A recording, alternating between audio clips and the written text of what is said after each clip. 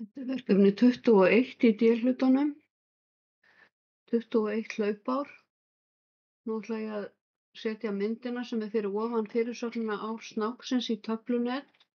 Smelli ég hér á myndina og fer í Insert, Table, Convert Text to Table.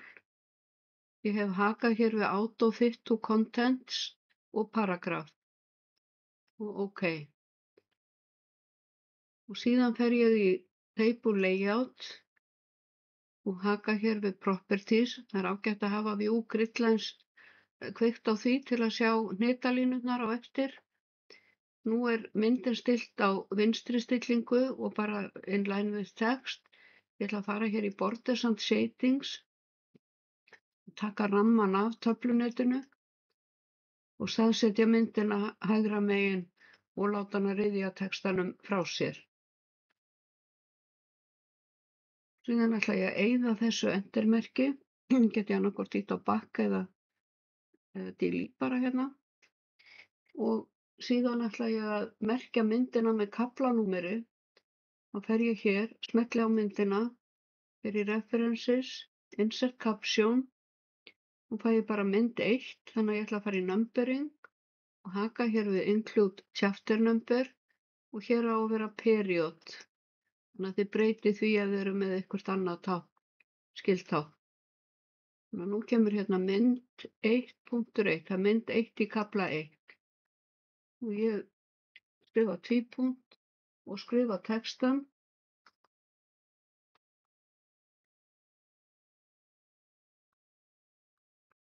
Og hann er hér og ég ætla að breyta stílnum Caption.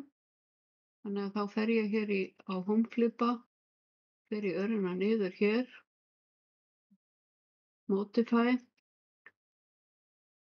Format, Paragraph.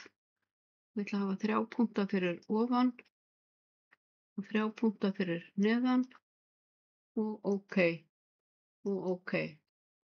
Ég ætla að loka þessu. Síðan ætla ég að miðja myndina lárétt og lóðrétt í töflunetinu. Og nú ætla ég að færa hana og þá færi ég töflunetið.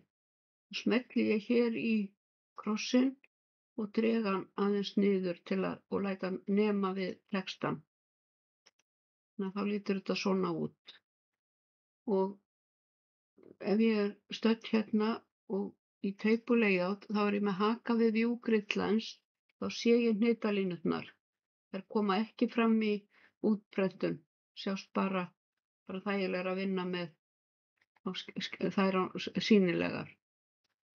Þannig að nú ætla ég að vista.